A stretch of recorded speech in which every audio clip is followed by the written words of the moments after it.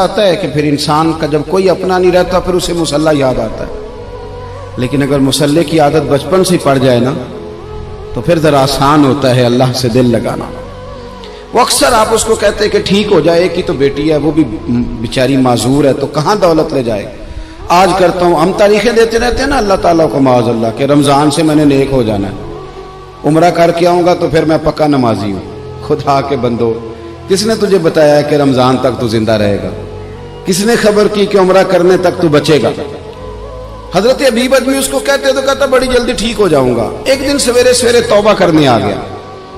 آپ نے فرمایا کیا ہوا؟ تو کہنے لگا حضرت جی کل ایک 15 سال کا نوجوان ملا ہے اور مجھے توبہ کرا گیا۔ مزہ ہی اس عمر میں اللہ اللہ کرنے کا، نبی کریم سے محبت بھی کرنی ہو تو یہی عمر ہے۔ عشق لگا سی کھیڈاں کھیڈ دی نوں تے پھر مینوں کھیڈاں بھول بھول گئیاں، کجل پایا سی میں یار دے ویکھنے نوں، پھر او دی یاد وچ روندیاں ہی ڈل گئیاں۔ حیدر شاہ اس گلی کدے نہ رولدی پر ہن تے رول گئیاں۔ جن لوگوں نے ابو جہل کو قتل کیا تھا ان کی عمر بھی 15 سال تھی۔ ہم تو بڑے ہی نہیں نہ ہوتے ساری زندگی، نہ ہمیں کو بڑا ہونے دیتا ہے، ہم بڑے ہی نہیں ہوتے، یہی تو عمر ہے کچھ کر گزرنے کی۔ 15 سال کا نوجوان توبہ کرا گیا تو حضرت ابیب اجمی کہنے لگے وہ کیسے؟ کہنے لگا حضرت جی میں کل منڈی گیا تھا، مجھے کچھ سامان خریدنا تھا، تو بغداد کے بازار سے میں نے مچھلی خرید لی 10 کلو، باقی بھی سامان تب خود لے جا نہیں سکتا تھا، تو مزدور آپ کو پتہ ہے بیچارے آج بھی سڑکوں پہ بیٹھے ہیں، تو مزدور بیٹھے تھے تو ان میں ایک نوجوان 14-15 سال کا، چہرے پہ بڑی روشنی۔ میں نے اس کو کہا بیٹے مزدوری کرو گے؟ کہنے لگا حضور مزدوری بھی کرتا ہوں پڑھائی بھی کرتا ہوں، اور جو اللہ کو منظور ہو اس کی عبادت بھی کرتا ہوں۔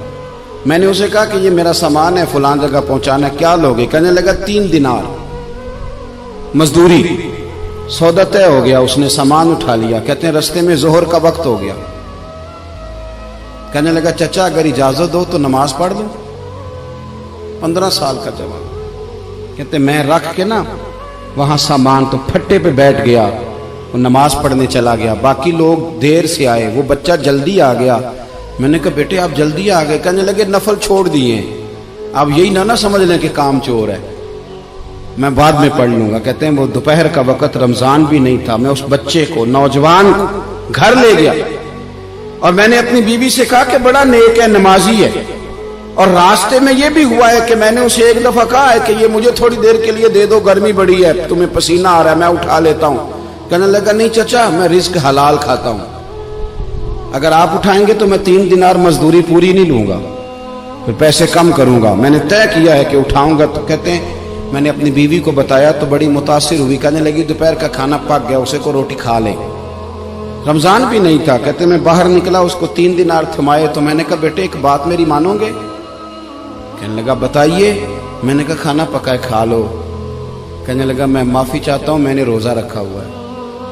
حضور نے حکم دیا، حکم نبی کریم نے حکم دیا، بخاری مسلم کی حدیث ہے، فرمایا نوجوانوں اگر تمہارے پاس طاقت ہے تو نکاح کر لو ورنہ روزے رکھو۔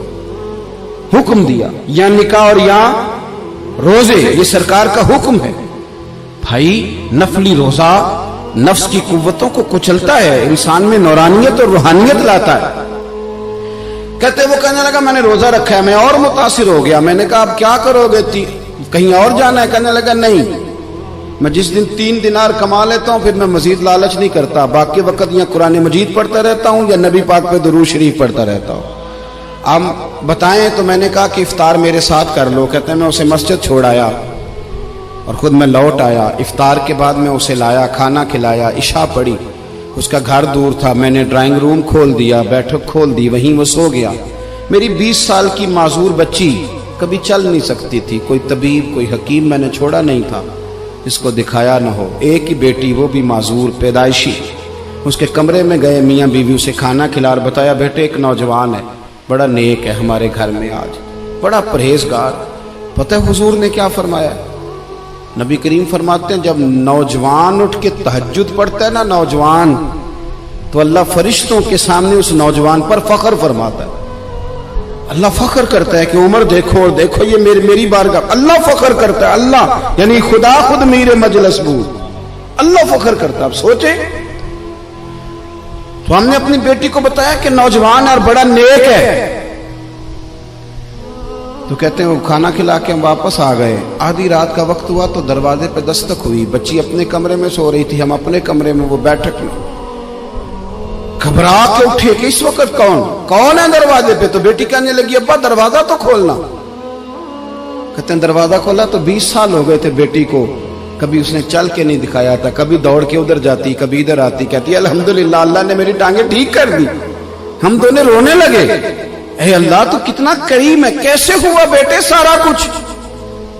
بیٹی کہنے لگی ابا آپ نے کہا تھا نا کہ نیک نوجوان آیا ہے، تو میرے دل میں خیال آیا اللہ اگر واقعی نیک ہے تو اس کے صدقے مجھے شفا ہی دے دے۔ یا ایھا الذین آمنوا اتقوا اللہ وابتغوا الیہ الوسیلہ۔